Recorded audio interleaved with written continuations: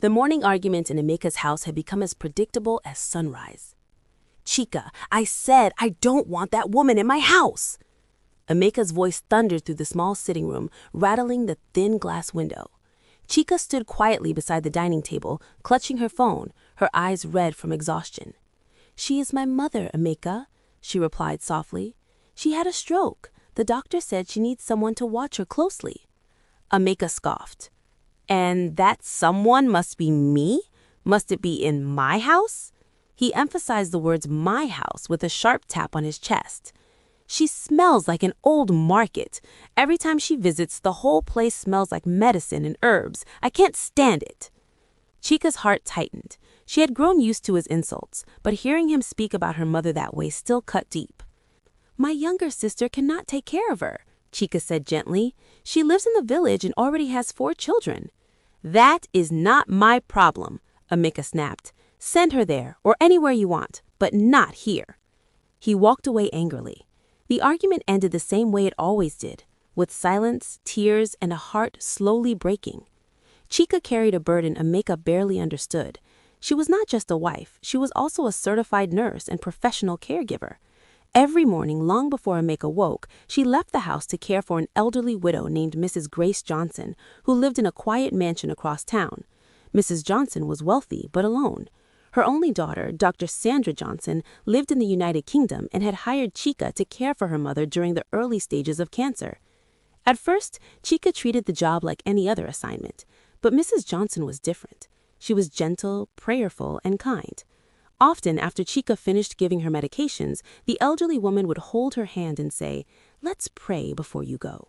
They prayed together every day, sometimes for healing, sometimes for strength, sometimes just to thank God for another day.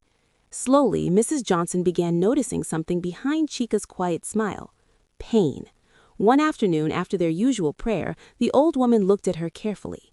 "My dear," she said softly, "your heart is heavy." Chika forced a smile. "No, Ma." But Mrs. Johnson shook her head. "I have lived 70 years. I know the difference between a tired smile and a broken one." Chika hesitated. Then the tears came. She told her everything, about her mother's stroke, about Emeka's cruelty, about the humiliation she endured in her own home, and about the fear that her mother might not survive without proper care. Mrs. Johnson listened quietly. When Chika finished, the old woman sat in silence for a moment. Then she said something unexpected.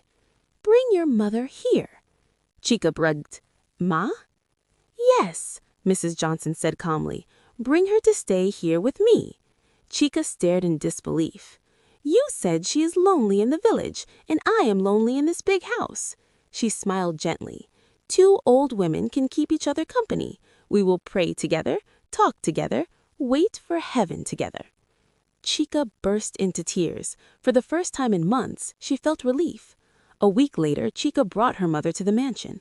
The 2 elderly women quickly became friends. They prayed every morning, shared stories from their younger years, and sometimes laughed so loudly that Chika could hear them from the kitchen. For the first time in months, Chika slept peacefully. But peace does not always stay long. One quiet evening about a month later, Mrs. Johnson suddenly collapsed. By the time the ambulance arrived, she was gone. The house that once echoed with prayer fell into heavy silence. Chika felt like she had lost more than an employer. She had lost a friend, a mother. But now she had another problem. Her own mother had nowhere else to stay again. When Chika returned home with her mother, Emeka exploded. "I warned you," he shouted. "I said that woman must not live here." "She has nowhere else to go," Chika cried. "That is not my problem." Then Emeka dropped another bomb. "My father is turning 70 this weekend," he said coldly. "We are hosting the celebration here." Chika's stomach tightened. "My siblings are coming. Important guests are coming. Business partners, politicians, respected people." His eyes narrowed. "I will not have them seeing some sick old widgeon woman lying around the house." "She is my mother," Chika whispered. Emeka pointed toward the door. "Then take her somewhere else." The day of the celebration arrived. Luxury cars filled the compound. Music played. Guests laughed and drank. Chief Edward, Emeka's father, stood proudly in the center of the celebration. Meanwhile, in a small room at the back of the house, Chika sat beside her mother as the old woman prayed quietly. In the living room, Emeka boasted loudly to his friends.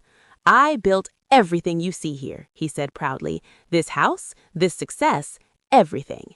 Just then, a black car stopped at the gate. Two people stepped out, a lawyer and a well-dressed woman with a British accent, Dr. Sandra Johnson. The lawyer cleared his throat.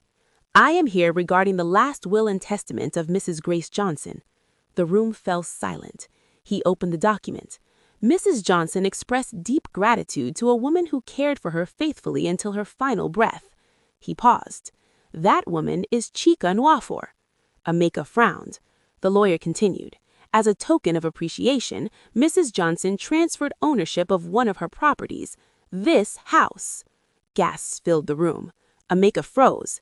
"This property now legally belongs to Chika Nwafor." Whispers spread through the guests. Emeka laughed nervously. "This must be a mistake. That house belongs to my family." But the lawyer shook his head. The documents were signed 3 days before Mrs. Johnson's death. Dr. Sandra stepped forward.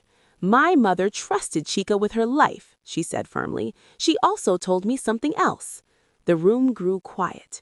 "She said Chika lived in fear in this house." Emeka's face darkened, but the surprises were not finished. The lawyer placed a recorder on the table. Mrs. Johnson's voice filled the room. "If you're listening to this, it means I have gone home to the Lord." Everyone listened. "One evening, while Chika was away buying my medication, her husband came to my house." Emeka shifted uncomfortably. "I overheard him speaking on the phone," the voice continued. "He said once I died, he would manipulate his wife so he could claim the property and sell it." The room erupted in murmurs. Chika turned slowly toward Emeka, but the recording continued. "He also said if his wife's sick mother became a burden, he would send her away permanently." Chika felt her heart shatter. Sandra spoke softly. "My mother changed her will the next day." The humiliation in the room was unbearable. But the final shock came when the lawyer handed Chika a letter. Inside, it explained that Mrs. Johnson had also created a medical trust fund to pay for her mother's treatment. Chika collapsed into tears. The celebration ended in scandal, but the storms were not over. That night, Emeka's phone rang. The caller was Adaze, his secret girlfriend. For 2 years, he had promised her he would soon control the house and divorce Chika. But Chika overheard the call. The next morning, she confronted him. "Who is Adaze?" His silence was enough. Days later, Emeka's family tried to challenge the will in court, but Sandra presented video proof showing Mrs. Johnson signing the documents clearly and willingly. The judge ruled immediately. The house belonged to Chika. Emeka's world collapsed. His father cut him off. His business partners withdrew. Adaze disappeared. Meanwhile, Chika used the trust fund to begin treatment for her mother. Weeks later, during a morning prayer, something unexpected happened. Her mother slowly stood up. The woman who had been unable to walk after the stroke was standing. Chika wept with gratitude. Months later, the house had completely changed. It was no longer a place of insult and humiliation. Chika transformed part of it into a caregiving center for elderly people who had no one to care for them. A place of prayer, a place of healing, a place of dignity. One evening, Emeka returned to the gate, broken, humble. "I came to apologize," he said quietly. Chika looked at him calmly. "I forgive you," she said, "but I cannot return to the life you created." Emeka nodded slowly and walked away. That night, Chika stood in the living room, the same room where she had once been humiliated. Now it belonged to her. Her mother held her hand gently.